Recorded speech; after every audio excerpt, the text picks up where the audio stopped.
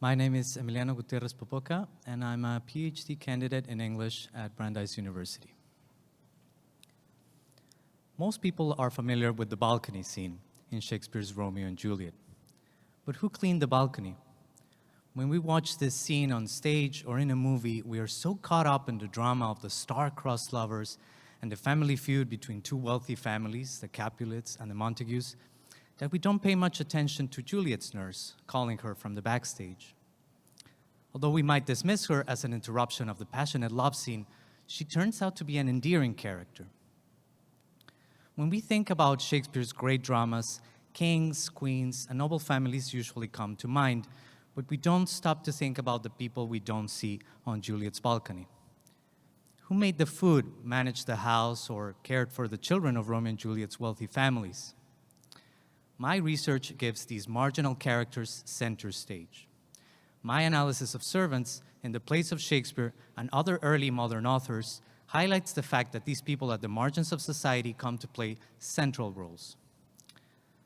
They influence or outsmart their masters and make choices independently from them. These servants challenge dominant ideas about the social order found in non-literary sources, like moral texts which warn servants against disobeying their master's orders or being dishonest to them. The nurse, for instance, helps Juliet marry Romeo, and she keeps their marriage a secret, even if that means deceiving her own master, Juliet's father. These are also precarious workers at a time of great social changes which mark precedents for colonialism and capitalist economy. Apart from completing ordinary tasks, their masters want them to put on shows, play roles, or wear costumes in order to entertain them, to deceive others, or to act as spies.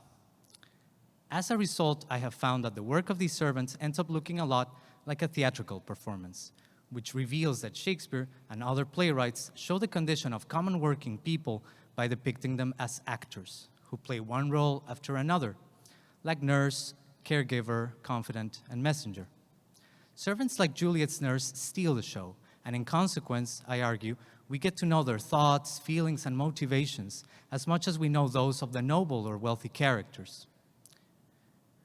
We usually study Shakespeare to gain insights into common human experiences like love, ambition, family, and power. But most of his protagonists are white, male, upper-class individuals. This is why we need to listen closely to Shakespeare to hear other stories and experiences too.